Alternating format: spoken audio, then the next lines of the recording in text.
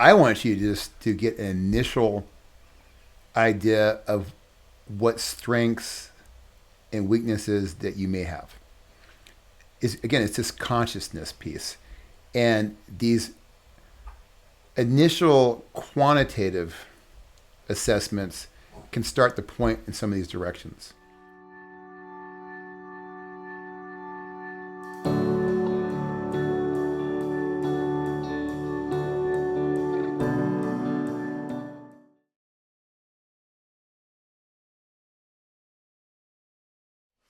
Hello, everyone out there. This is part of the Globally Conscious Leader workshop series, and we're going to be talking about emotional intelligence and why this is important for you to understand and then grasp this concept. It's been an idea that's been out there for a long time now, but I think it's really starting to come to fruition with lots of research around it, and we're kind of in very exciting times right now, particularly with things like AI and things taking our jobs.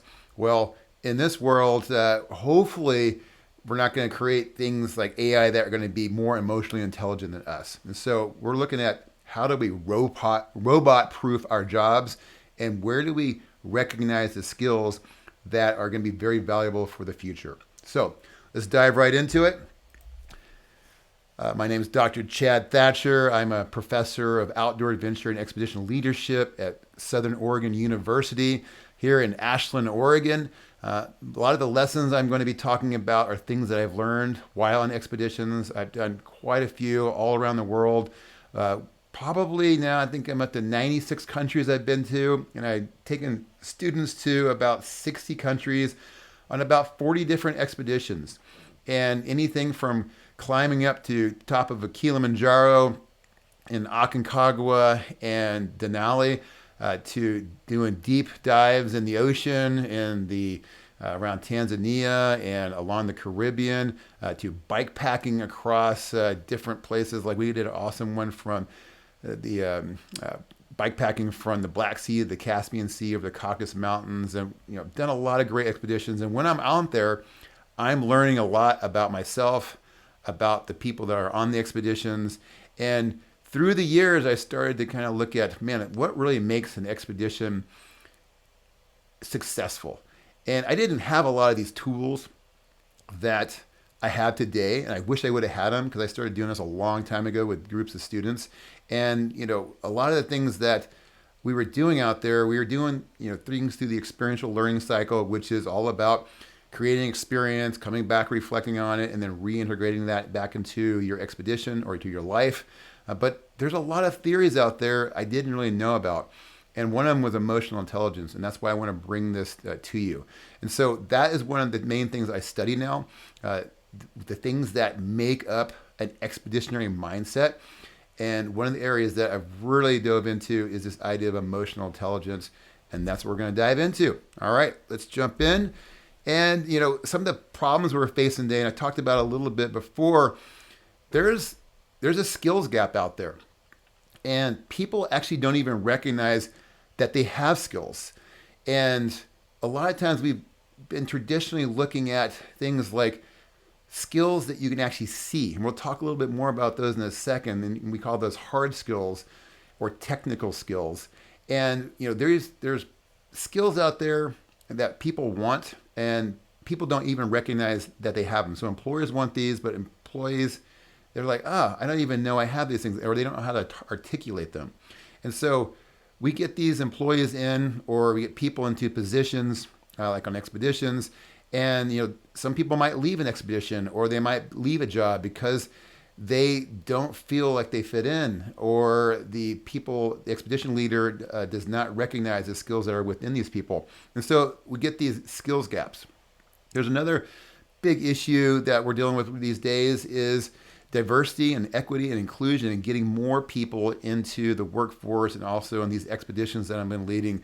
People don't feel like they belong sometimes, but when we dive into the diversity of all the people around us, we're going to have better outcomes on our expeditions, better outcomes in our life in general. And so a lot of what we're dealing with is the emotions that come up in everyday life. And that's why I want to dive into this. My life has tremendously changed ever since I started studying this. every relationship I've been going forward with after I kind of became aware of my emotions has improved. It doesn't matter if it's my personal relationship with my significant other, my kid, or the people I've been working with. So I'm excited to talk about this kind of stuff with you today. All right, other problems we have out here, and I teach research, and I always have my students think about, what are the problems out there in the world, and how is your research going to help address these things? Well, we live in what's called a VUCA world. And the VUCA world is a term that was developed by the military to talk about the different environments they're in. And so if you look at the definitions here, it's volatile, it's uncertain, it's complex, it's ambiguous. That's quite often what we find ourselves in when we're on expeditions. This is a picture, and by the way, all these pictures are pictures from the expeditions that I've been on. And this is actually up in the Canadian Rockies, a trip I did last year to kind of develop some of my own mountaineering skills. And this is actually a run that you can do. And if you look at that, it's highly complex. There's crevasses going over all over the place, but you can actually ski down through this. But there's a lot of uncertainties with it too. So I would call this a pretty volatile environment. There's steep cliffs. You need to really have some good technical skills, but more importantly, you need to be able to talk to the people and understand the terrain and to be able to understand the skills that you have in order to get through this. And so there's things going on in this. It's snowing right now. There's sun coming down in here, which can actually create avalanches when the snow starts to heat up and loosen up. And so there's a lot of complexity here and uncertainty in these kind of environments. And so outdoor leaders, they tend to thrive in this kind of environment. I love this kind of stuff. I like it and I thrive in it. It's not something I want to be in all the time, but I'm able to recognize when I'm in those moments and to understand the qualities that I have as a leader and as an expedition leader, and as a person with an expeditionary mindset to help me get through those. But more importantly, I'm able to take these situations and then transfer them to other parts in my life. And so that's the exciting thing about this. The skills I'm fixing to talk to you about are transferable skills. And once you learn them, it doesn't matter what you do. You could be on an expedition out here in the Canadian Rockies, or you could be in a boardroom, or you could just be hanging around with your family or at Thanksgiving. You're going to use these kind of skills. And so let's dive a little further into this. Okay. The research I've been showing is, there's plethora of information out there, peer-reviewed articles. I have access to a ton of them as a professor. And so I'm always going out there, what are the peer-reviewed articles out there talking about when they think about people they want in the workforce? What are the skills they're looking for? Well, they're starting to call on these things called 21st century skills. And I kept on looking at these, and you keep seeing the same things pop up all the time. People that can communicate, both written and orally. They're self-directed. They're problem-solving people, and I'm not talking about the routine stuff. There's things that come up that they need to be able to solve these problems. There's this idea of social intelligence, which I think really correlates a lot with emotional intelligence. And then there's this idea of collaboration. We see these things popping up all the time. And so people need to recognize that the skills you gain in expeditionary mindset are the actual skills people are wanting. And I don't know sometimes if we're able to articulate that. And so as we look forward and start to develop this idea of the expeditionary mindset, I believe it's the answer to operating in a VUCA world. When we're dealing with volatility, uncertainty, ambiguity, these things, if you're a person that thrives in this environment, you're going to be able to recognize this environment and move forward. But what are the skills that get you there? So I want you to be able to afterwards recognize these specific skill sets. And so technical skills are part of an expeditionary mindset, which we traditionally have called the hard skills. And then there's the non-technical skills. I like that. It's technical and non-technical. And a lot of times we've been calling those the soft skills. So I'm introducing these words because they are words that have been used in the literature for a long time. I don't really know where they came from. I started comparing it to the idea of like hardware and software, like, on a computer software stuff, you can't really kind of like touch and grab, but hardware are things that you can actually physically see yourself touching. And I'm not sure where these ideas came from, but they're out there. And I actually think there's a few problems with them as well, and I'll talk to you about that coming up here in a second. But before we do that, I want you to have a few examples of some of the people I think are people that possess an expeditionary mindset. And so Ernest Shackleton has got to be one of the best examples. And I have all my students read about the Endurance and about this ship that took off to find a route through the Arctic. And man, what happened on this expedition is completely miraculous. And so they were out there in 1914 cruising through, and they got stuck in the actual ice pack. And all they had was the stuff that was on this boat.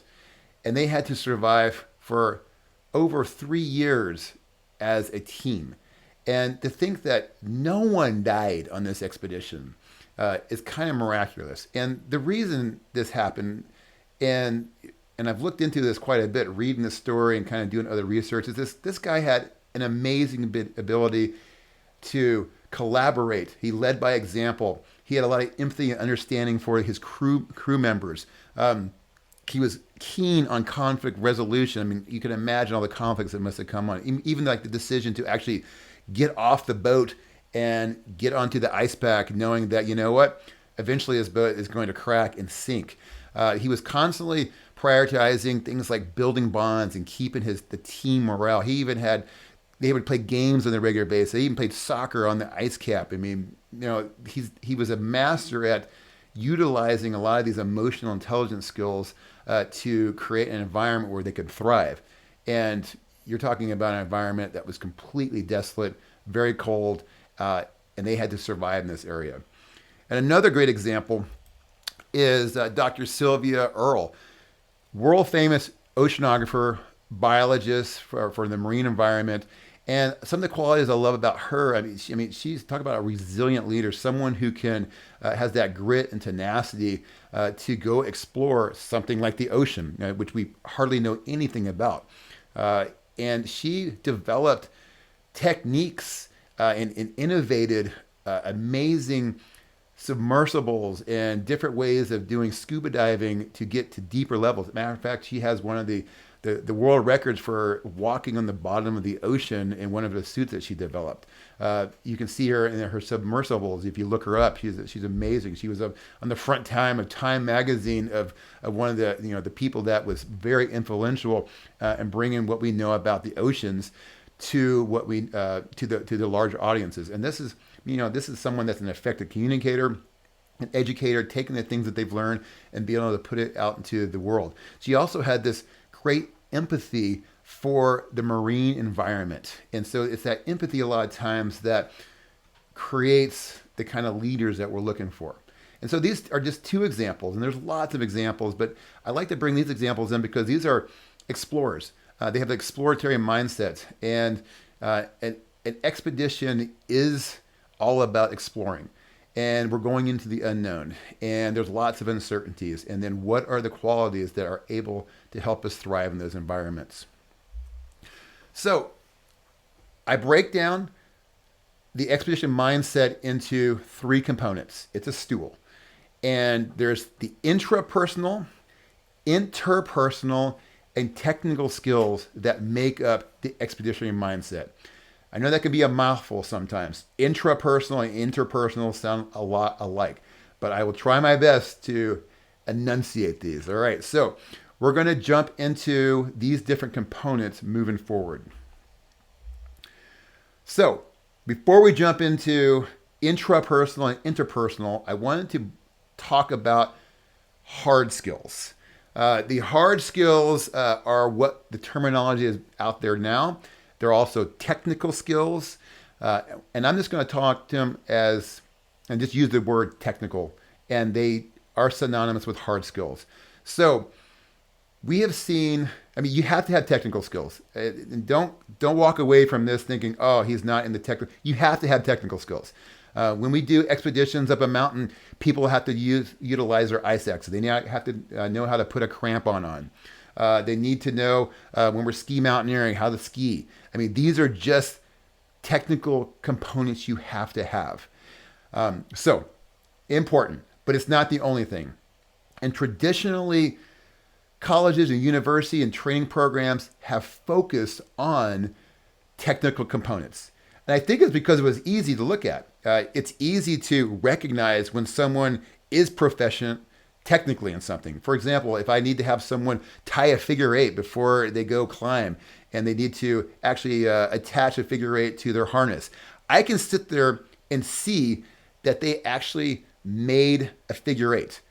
If they didn't, it's quite easy to understand that, oh, they don't have the skill.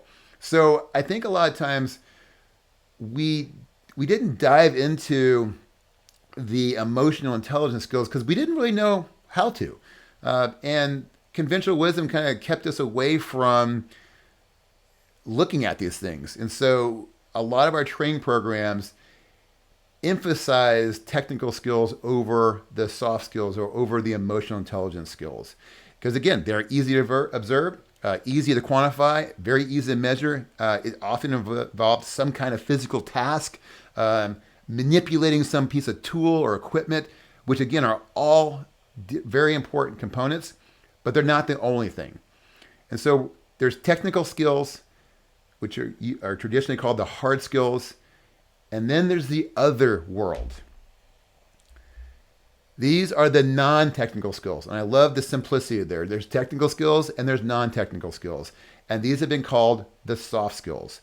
Now, I don't know, again, where they got this word soft from. I've been reading literature sometimes, and they introduce soft skills, and they will literally have like fluffy bunnies and cotton swabs and pillows to start to explain soft skills as if they're easy.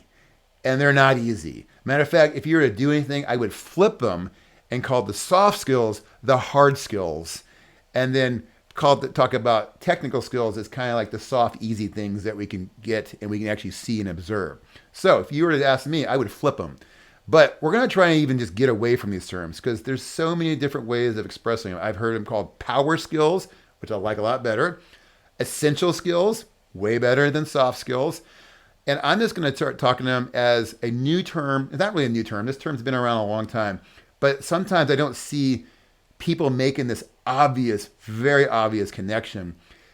Soft skills are emotional intelligence skills. Let's just make that connection right there, right here and now. Soft skills are emotional intelligence skills. And a lot of times soft skills have not been easily defined. Well, one of the cool things we're going to learn is that they've actually put a lot of work into emotional intelligence and making that connection. And they have done a great job of actually defining what these things are.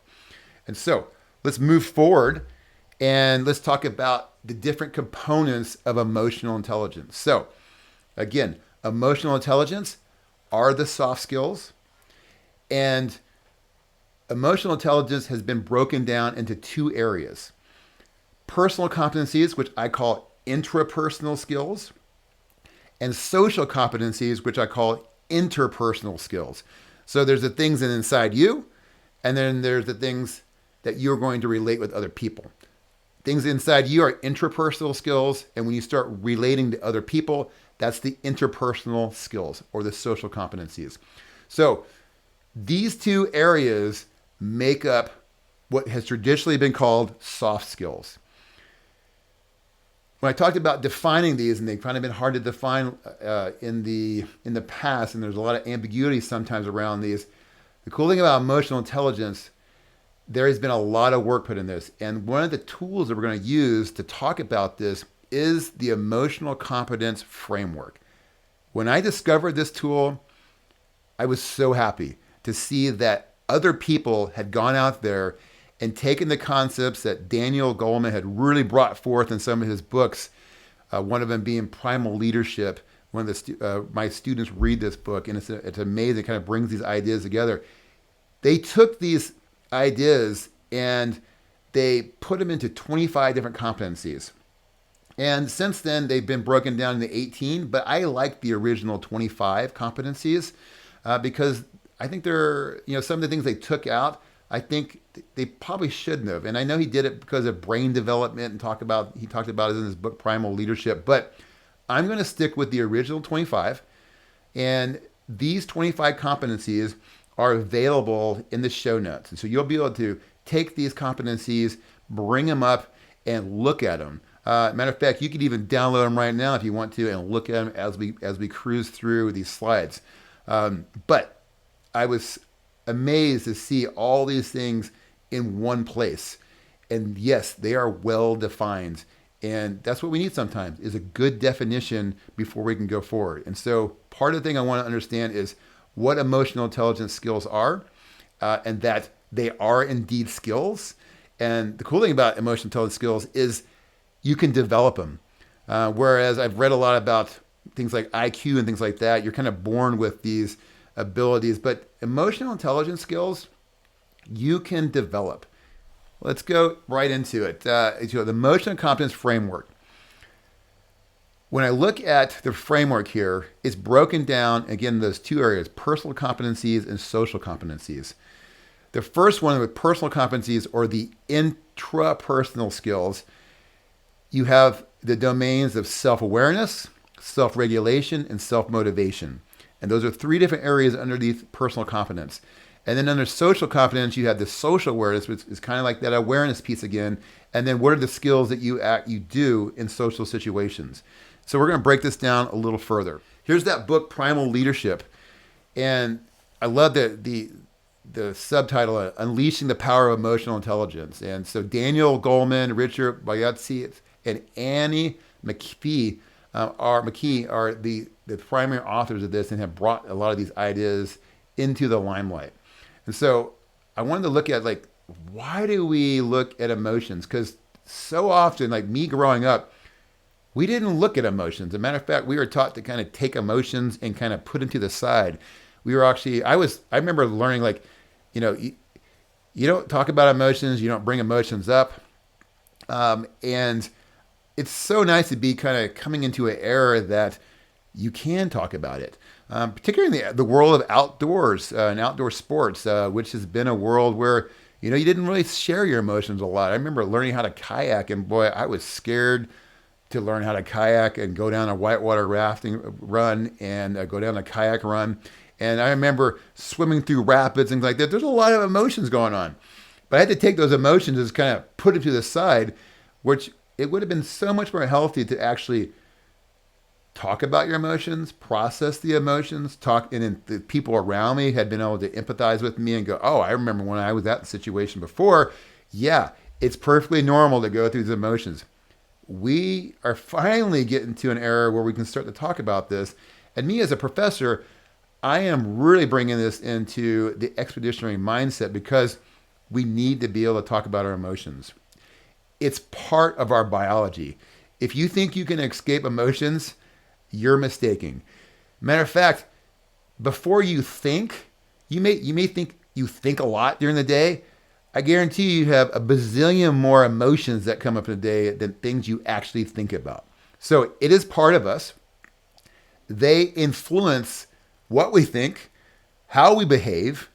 We have to understand that we have emotions, and then they come into our day every single day, all moments of the day, and they influence us all the time. So we have emotions, and we're finally being able to recognize these as things that are part of our lives, and then how we deal with these things in a group situation and with ourselves. These are actual skills. Just like technical skills, these are skills. And so we're going to dive a little deeper into what these individual skills look like. All right, first one, self-awareness. And as we go through these, I want you to start thinking about if you resonate with these.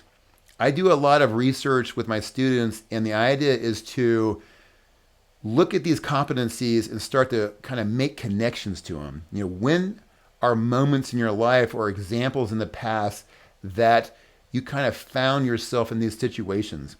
And it could be situations where you weren't that comfortable with it and you didn't feel like you had those skills. That's fine.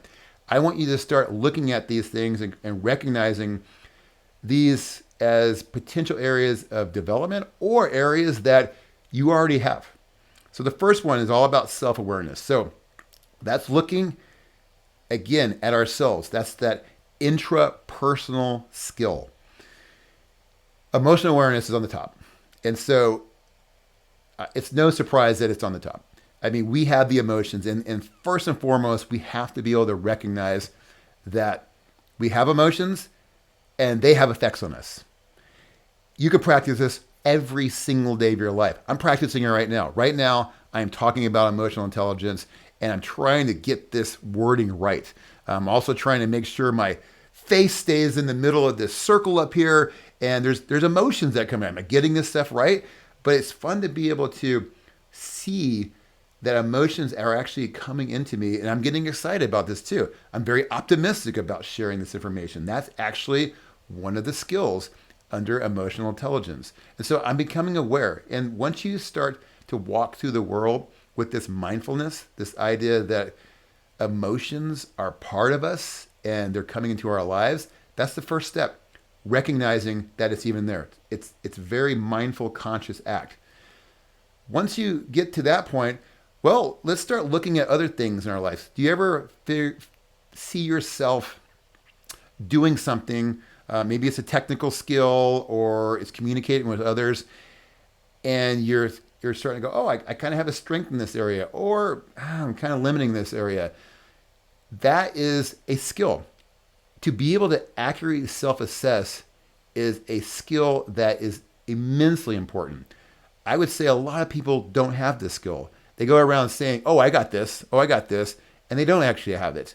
And this can lead to areas that could be detrimental in many cases, particularly on expeditions, if they say they have the skills and they don't.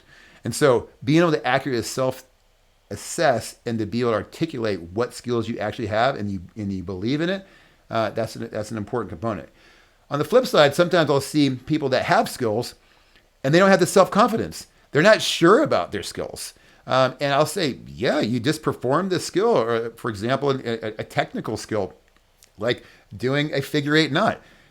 You did it or you didn't do it. And I will actually have people that don't feel confident in their ability to tie a figure eight just because they lack that self-confidence. And so if you find yourself someone that even after they've had a skill and been told that they have the skill, and you don't feel that confidence in yourself, that may be an area you want to start looking at. So this is that world of self-awareness, all right? Then we're going to move into the idea of self-regulation. So once you have this awareness, how do you regulate yourself? And so we do this through a few ways. Self-control is the first one that pops up. Managing disruptive emotions and impulses. And so you may have found yourself in arguments with people. There's road rage out there, and you know someone cuts you off, and like instantly you have this kind of rage that comes up on you. And these are areas that you can recognize these emotions coming up and exercising self-control. So instead of cutting that person back off or fueling the fire of this rage, you can sit there and actually respond in a way as opposed to react. And so when you start to recognize emotions that come into you, emotions, they're not bad or good. They're just emotions. And even labeling them is probably something we probably shouldn't do. You feel an emotion and you really have no control over the emotion that comes in. What you do have control over is how you manage that emotion. And so that's one of the first things when we're talking about self-regulation is like, do you have self-control? That is a skill. If you find that you're in situations quite often that other people might react in a way that wouldn't be conducive to teamwork and collaboration, things like that on a team, and you do, that's a skill. And you should start recognizing that. All right, so another component is, you may be able to uphold a lot of virtuousness and integrity in any situation. So there's standards that you maintain, and people will recognize this. They're going to recognize if you are kind of like cutting corners and not coming up and showing up fully. You're not maintaining the standards that we've set out as an organization or on an expedition. And if you find you're one of those people that do, or maybe do not, that could be something you could develop or you could recognize as a skill. Again, trustworthiness is a skill. And a lot of people don't know this. So the next one is called conscientiousness, which is taking responsibility for your actions, all right, for your performance. If you have a task, are you one of those people that can perform it to the level that is needed? Sometimes maybe taking it even further than it needs to go to make sure everyone understands these concepts. But can you take responsibility for your actions and your performance? If you find you're one of these people, this is a skill. Being conscientious is a skill. Next one, adaptability. We find ourselves in situations all the time, particularly with the changing world and a VUCA world, where we need to adapt. And adaptation is something that some people are better at than others. A lot of people don't like change, which is actually the only thing that's actual constant is change. And this happens all the time on expeditions. We will have a plan A, and we are on plan Z, double Z, before you know it. And we need to adapt. We're adapting to new environments. We're adapting to weather. We're adapting to perhaps someone was injured on a trip, or we're adapting, hey, we're highly performing. We can maybe do something a little different.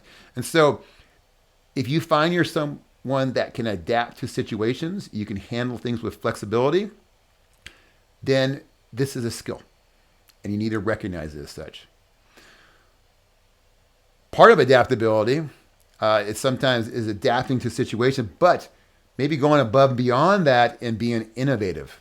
Can you bring in new ideas? Can you handle new information? Can you handle novel situations? And then can you turn these into pluses for yourself? So being innovative is part of the process.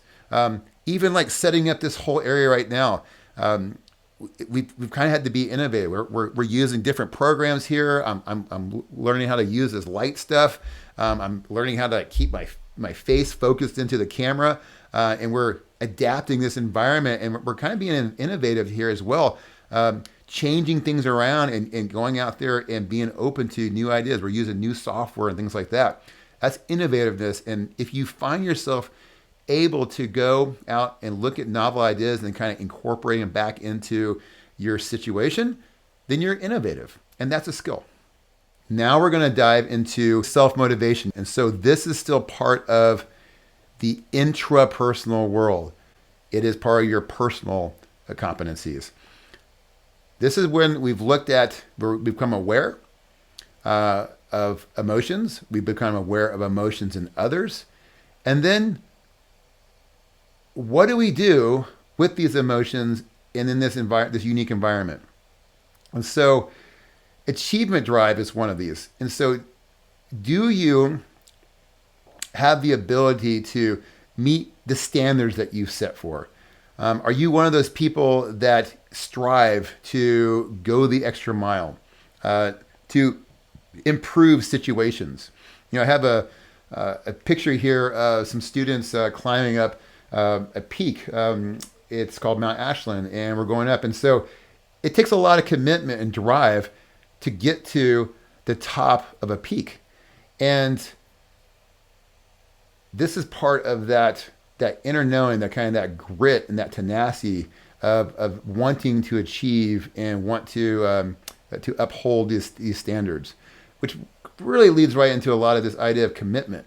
And if we have a group that wants to get to a particular place, and we've recognized this place, how do you align your commitment to getting there? And so we will always make expeditions, and they have goals associated with them, or an aim. And then we will have these specific objectives that help us reach that aim or that goal. And so how committed are you to following through with these objectives? to help us get to our aim. And so if you find yourself that is highly committed to the process, then that is a skill. That's the kind of people we want to be hanging out with. Initiative. This is the ability to look at situations and to be ready to act on like unique opportunities. So opportunities will arise all the time. I like to call these sometimes teachable moments that will pop up. And are you one of these people that can recognize these things and take the initiative to bring this awareness to other people? What are the opportunities out there, and are you able to utilize those opportunities to better your group? If you do find yourself taking initiative and being someone that can bring that kind of act to an opportunity, then that is a skill. Last one here is optimism. And so there's going to be setbacks all the time on expeditions and in businesses and in relationships. And if you're someone that can persistently keep on target with your goals, despite the obstacles that come up in life and these setbacks, are you one of these people that still are able to pursue things in an optimistic way? These are the kind of people we want on expeditions and in our environment, people that can arouse that optimism in yourself. And do you think you're one of these people? That is actually a skill. Being optimistic and recognize that in yourself is a trait that is highly valued. You should be able to talk to that component and when these things come up. All right, now we're going to move into the next area, which is the interpersonal. And so we've learned about becoming aware of emotions. We've learned about how to regulate our emotions and then how we use these to motivate us. So now let's look at social awareness. This is the first part of two. So social awareness is now there's emotions out there in the world. Can I see these emotions in other people? Can I start to look at their perspective and understand their feelings? This is a really cool one because, it's right up there with the first one with emotional awareness. Empathy is a highly sought after skill, and the ability to empathize with others. And it's not about agreeing with them. It's understanding that they're feeling things. And, I used to, I've taken some really cool courses in behavior psychology, and I've learned about, I have this other course that I've taken, and it talks about the ability to laugh. Can you listen, acknowledge, and validate someone? And this is really part of that empathy schedule, this empathetic skill. And so if you can understand people's feelings, you don't have to agree with them. You can acknowledge their feelings and then validate their feelings. This is part of that empathetic skill. And it's highly sought after. And if you can understand people's emotions, you're going to be so much more effective as a leader and as a person in any organization. This probably has helped me out more in any relationship that I can ever imagine. If I can start to just understand that people have emotions and they're going to react to them in certain ways, and they may not react to them in the most positive way, but I can also recognize that, they're in an emotional state. And if they weren't in this emotional state, they may react, or hopefully, if they become more conscious of it, respond in a different way. Next one is called service orientation. This is when you find yourself in situations or on expeditions and you're anticipating and kind of recognizing the needs of others. They could be, maybe you're in a followership position and you are recognizing the needs of your leader, and you're kind of putting yourself in these positions where you're kind of anticipating and kind of putting these things in motion before you even have to be told. Or perhaps you're the leader and you're starting to look at others' needs in your group and you start to recognize, this thing's going to be coming up.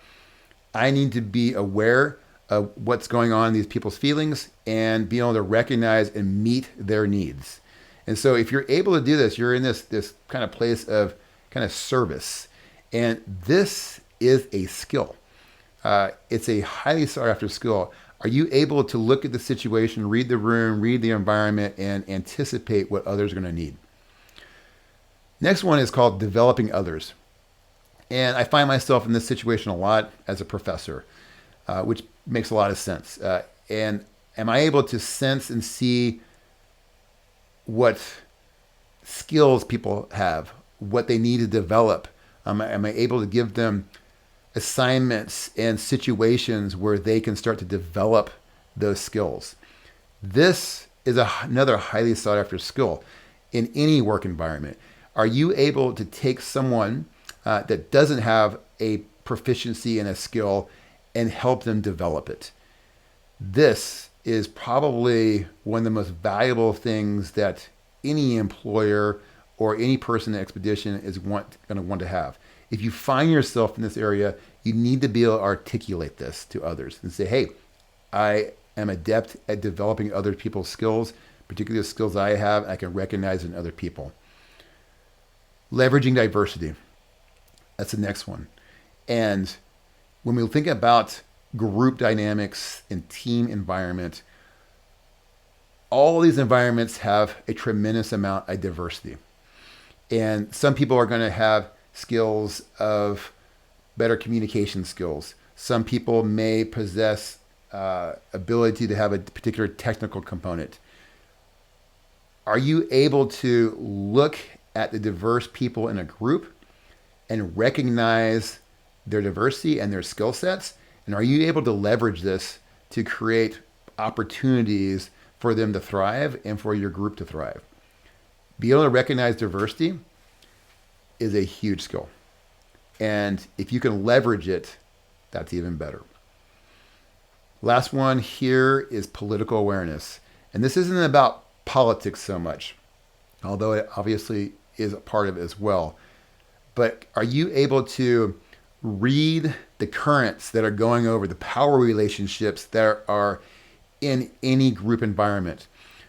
For example, myself, when I go on an expedition and I am the professor on the expedition, I need to be able to recognize that I am in a position of power and how this could influence the learning that's going on, particularly when I'm giving the reins to the students to go lead their own expedition. And are they aware that this is happening? And so being aware of the different relationships that are going on, and if you're able to keenly observe these and to kind of maneuver through them, that is a skill.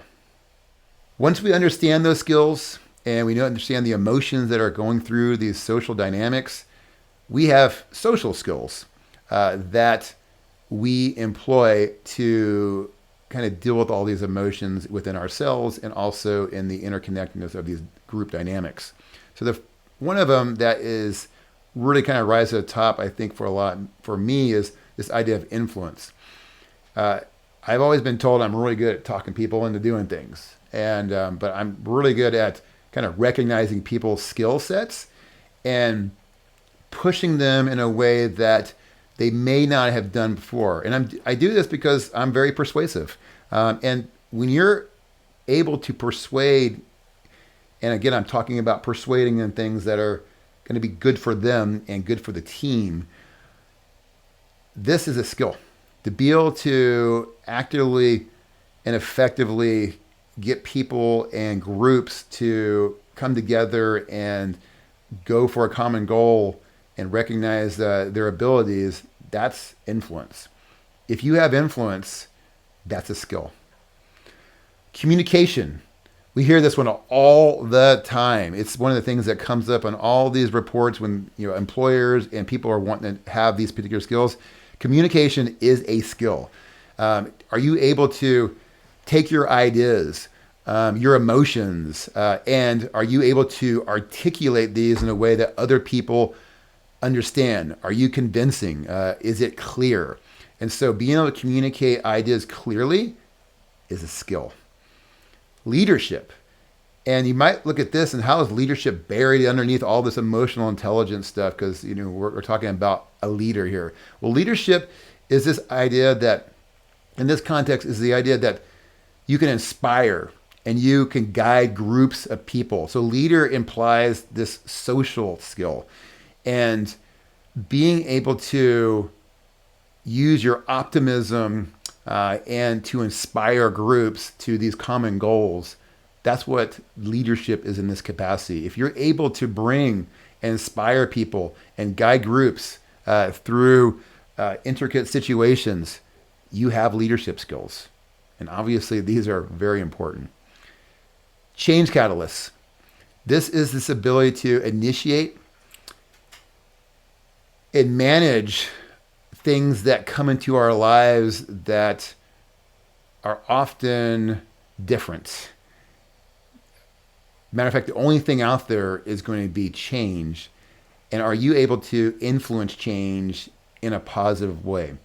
A lot of people don't like change. And so being a person that can catalyze, be a catalyst for change in a positive direction is tough.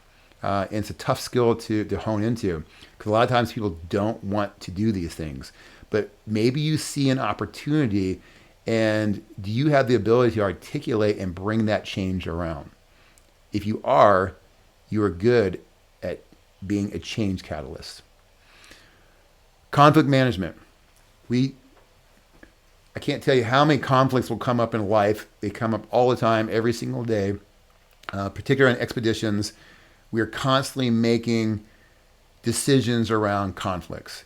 Are you able to negotiate and resolve disagreements in, like I like to say, a win-win situation where someone walks away feeling that, yeah, I got something out of this, maybe not everything I wanted, but I do feel like I won something. And if you can get that between both parties or whoever is involved in the conflict to walk away feeling like they got something out of this, then you're able to manage conflict. And that is a skill. This last, not this last one, but one of the ones that I find that comes up a lot in my research is when we go on expeditions, particularly on international expeditions, we see that building bonds is a huge skill that comes up. And the students are quite often like, that's a skill, building bonds? I'm like, yes, this is a skill. If you can nurture relationships and keep these things going, and if you can recognize relations that are instrumental in you, who you are as a person, and you can keep these bonds and keep them tight, this is a skill. And these are things that are going to help not just grow yourself, but also your entire team. And so when we throw students into an environment that is very different, we see them building bonds. And the ability to do this is an important component. We also see them not build bonds. And we see the detriment that can happen when people do not have the skill of building bonds. Collaboration and cooperation. How do we work with others? Are we able to kind of give up some of what we are pursuing on ourselves to work towards a shared goal? These two go hand in hand. Collaboration, cooperation. We see these all the time come up in the top of the charts of what employers want. And are you able to recognize when you're collaborating with others? Are you able to recognize that, oh, this is an opportunity for me to cooperate with other people in order for us to get to a shared goal, as opposed to maybe working on something, a side project or something that's not going to get there? If you find yourself as one of these people that's able to collaborate, that is a skill. And finally, we have team capabilities. Are you able to create this synergy that can collectively drive people to a goal? And a lot of times I will have students come in and, for example, they were the team captain of a football team that won the state championships. And they come in and they don't understand some of the skills they have. And I've literally had this situation where like, well, I don't know what skills I have. And they were that team captain. And I'm like, well, Were you able to create synergy in your group? Were you able to create camaraderie? Were you guys able to actually achieve a goal? And the others start going, yeah, we did that all the time. Like, well, that's team capabilities. If you're able to bring a team together, create this beautiful synergy between around pursuing a goal, then that is someone that has team capabilities. And that's another emotional intelligence skill. So these are 25 skills we just went through. I know it's a lot. You can go back and reference the emotional competency framework tool that is included. It's a download. And I encourage you to go through them. They even break them down even more. They have bullet points underneath each one of these areas that even explain any more. And I like them because they can really help you identify when these are occurring. And that is an important skill in itself, is this mindfulness of when these things are occurring. So look them up. Maybe you've been going along with them already, but for sure you want to download that and bring those things to your consciousness. Once we understand all these components, how do we assess ourselves? There are some tools out there that you can use. And so you can look through the internet and find different assessment tools. I've picked out 3 of them here that I've used with my students and found them to be pretty effective. And you need to be able to assess your strengths. And you might look at that list and go, whoa, 25 different emotional intelligence competencies. I was looking through that list and I'm like, I maybe resonate with a few of them. That's okay. No one is a master at these, at all of them. No one possesses strengths in every single category. The research that Daniel Goleman and his fellow researchers have looked at is, can you be an effective leader if you have just a few of these? And they're saying yes. If you have a half dozen of these skills, particularly if they're spread out amongst the different domains, you can be a very effective leader. So what you need to do is recognize what these different competencies are that you possess and be able to utilize them to your advantage, to helping out the group. And so you don't have to possess all of them, but you need to start doing an assessment and actually a self-assessment, and that which is actually part of accurate self-assessment, which is an intrapersonal skill.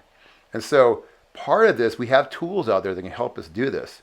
And so when you start to look out there and start to be able to recognize that you have some of these traits, and that's why when I was going through there, I was kind of prompting you already, are you recognizing these things within you?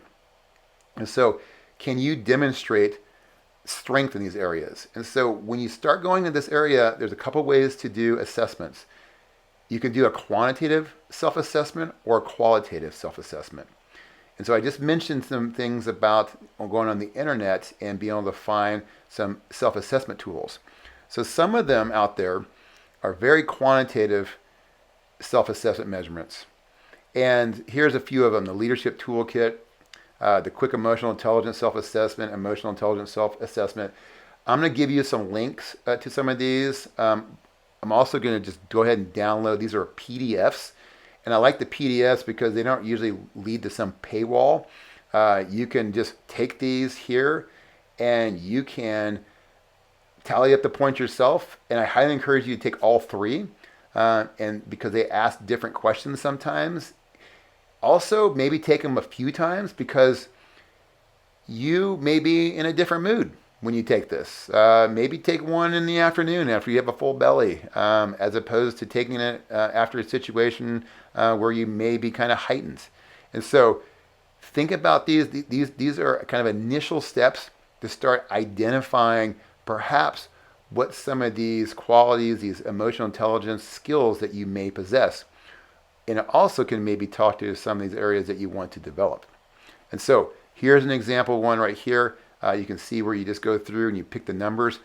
they're fun. I give these to my students, and they're always kind of like wondering, oh, I wonder which one I'm going to kind of develop. And sometimes people have an idea, but going through this step kind of helps you start to solidify and kind of look at some areas that you may have some strengths and weaknesses.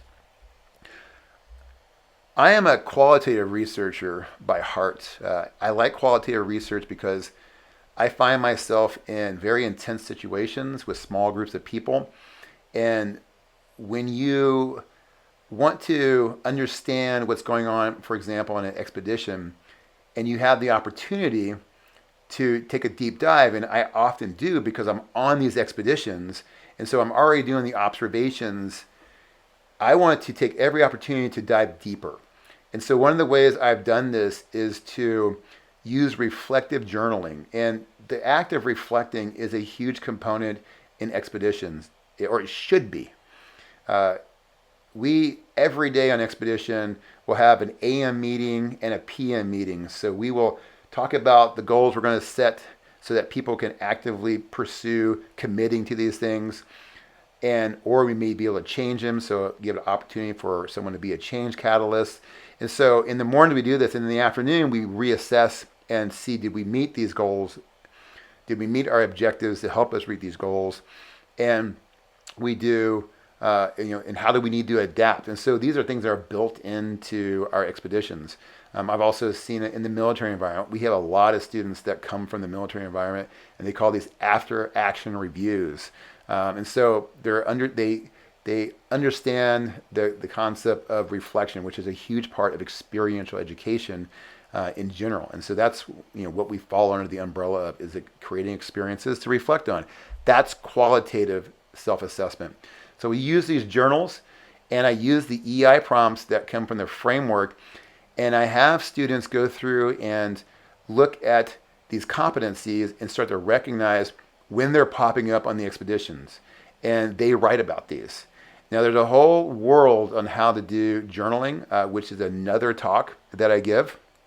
And it helps you kind of take some of these competencies and start to hone in them a little more. And more importantly, kind of recognize when they're happening and in the moment. And so you can start to build these ideas into your journaling every day and start to gain a better awareness of what competencies you possess. So this is an example of the Day One app right here. While I'm in expeditions, I quite often have us put the location and kind of all the logistical data, like how far we move, general weather report. But down here on the bottom, it talks about interpersonal insight, and technical insight. So inter, and technical. And insights are kind of self-driven curiosities, like, what was the insight around this interpersonal skill? And they have to go in there and kind of pick one of them out and talk about it and bring greater depth to it. And so when you can start to kind of dive in and what this competency really involves, you can start to gain a greater awareness around what this competency is for yourself. And so, real important components are, setting a time aside for this. Journaling is not an easy process. We talk about a lot of that, how to create prompts and things like that help with this process. But qualitative assessment is a very important component. And then in conclusion, I want you to walk away with this idea of what the different competencies are. And we've talked about all 25 of them. I want you to go out there and think about how you can start to do more of an accurate self-assessment, which again is a competency in itself. And we have these tests that you can do. Start to identify your strengths and start to work on them. So once you identify them, it's not just enough to kind of identify, but I want you to actively be conscious and work on these strengths in social situations and within yourself. You can even walk away from this conversation right now and start to understand, what emotions came up during this conversation? Were there things that you connected with, or are there things you don't resonate with? Are you going to walk away? Or do you feel like you're walking away with the components and starting to get a better understanding? Oh, perhaps you don't. And that's an accurate self-assessment. And maybe I need to go back and listen to this thing again, or I need to dive more into the literature that we provided. And so I want you to be able to understand these different components. I'd love to teach you more about journaling. which again is another lesson that you can dive into. So you can recognize competencies in particular moments. And this is super important because once you start to do this, you can start to build synapses, connections in your brain that will develop and help you not so much react in ways that you don't want to, but you respond for a long enough time and then they become reactions that you want. All right. But you become very conscious of them. And so that builds those synapses and that lead to great leadership. And so hopefully you've come away with some more concepts around emotional intelligence. I certainly enjoy talking about it. I love studying about it. I love developing it in myself, in my students on expeditions. And hopefully you've come away with a little more insight in what you can do and how you can go about developing your emotional intelligence. Thank you.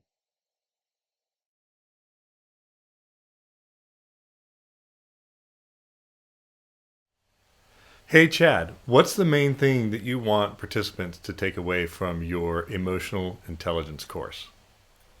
I want you just to get an initial idea of what strengths and weaknesses that you may have. Again, it's this consciousness piece. And these initial quantitative assessments can start to point in some of these directions. Daniel Goleman talks about in his book Primal Leadership about developing or recognizing areas you have strengths in. And you may not recognize you have strengths in any of them. And so there are going to be some that you may want to develop. I would say probably one of the, if you're to look at some, developing emotional awareness is probably one of the most important things, and probably empathy. And those would spread out into the two different categories. I do like the way they talk about you don't have to possess them all because it's intimidating. I have another question for you, Chad. You talk about taking these tests to identify our strengths and weaknesses. Should we, after we learn what our strengths and weaknesses are we picking some strengths to focus on to make them more of a strength? Are we identifying our weaknesses so we can work on those so they're not so weak? Or are we finding some middling competencies that we're supposed to then elevate into strengths? What do we do next? Great question. These tests are just a starting place. And they start to give you an idea of where you want to go. And I think all these skills can be utilized in different ways. Just knowing that they're skills, I think in itself is going to be amazing because once you go through these tests and you start seeing these buzzwords, things like that, it might help you like leverage diversity. If you're able to take these skills and go, well, I don't maybe have them. I know they're important, but can I see these in other people? And can I leverage that diversity? That's what I want you to do with these tests, is to walk away with an idea of some areas that you may be able to develop or that you already recognize that you have. And if you recognize you have these, being able to connect these moments and really substantiate that, yes, I do have these, and can you articulate these?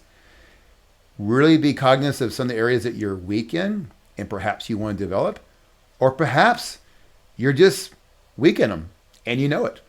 And just having that knowledge is great. And then so how do you compensate for that, particularly in groups? And you might be able to recognize, you know what, I'm not really good. I'm not a very optimistic person, but you know what? So-and-so is. You don't have to be an optimist all the time and still be able to possess emotional intelligence skills.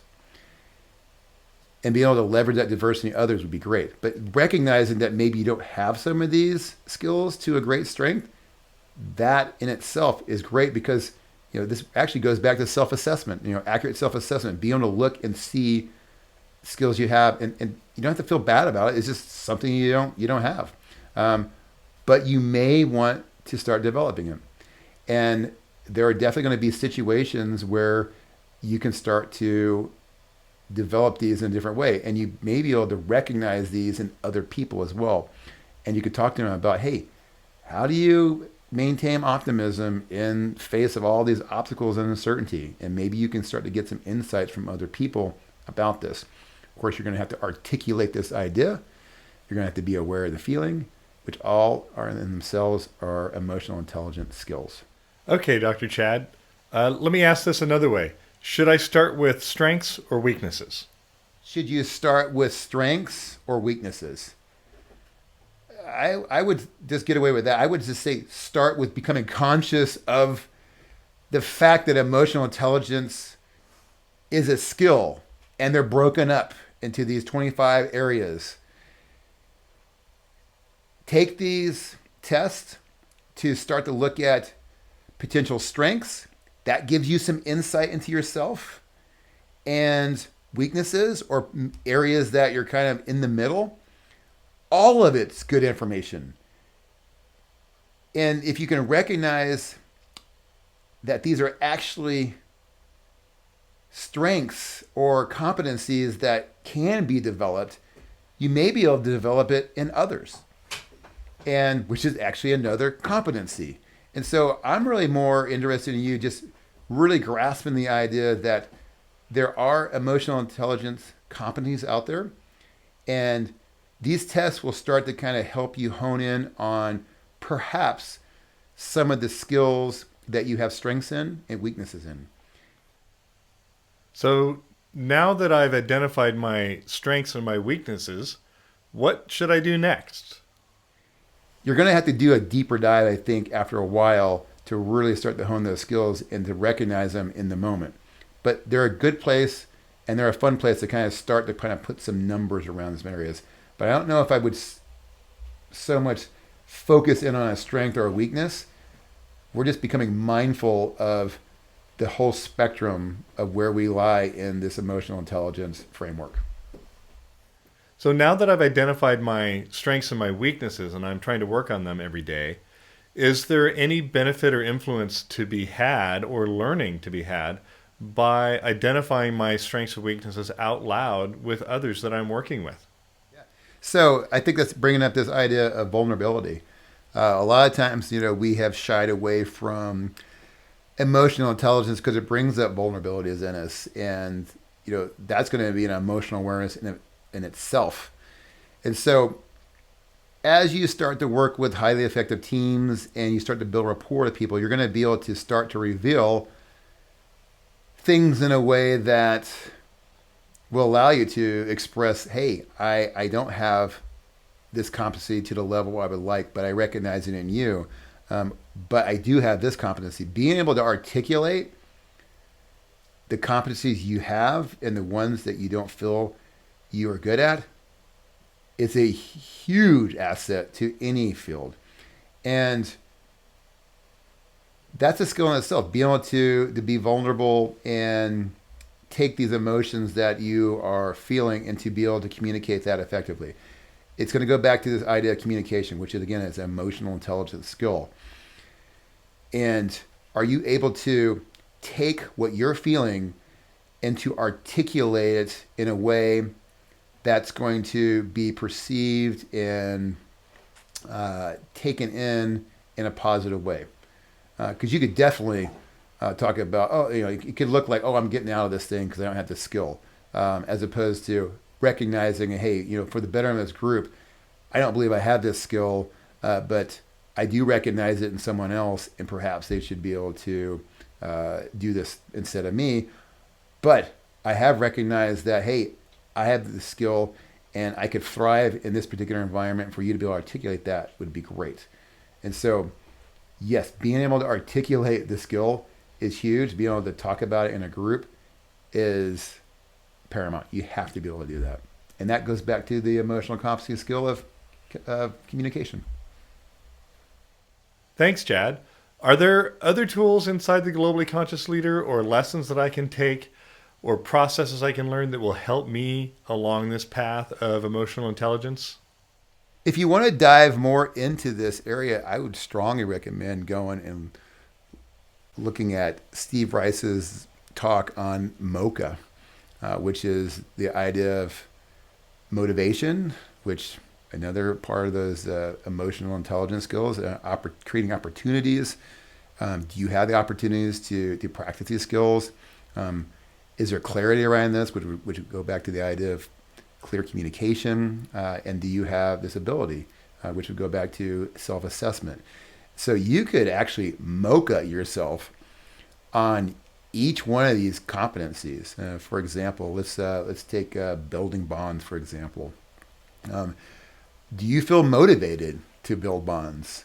Do you feel like this is a value that you seek out and think is valuable in a particular environment, in team environments?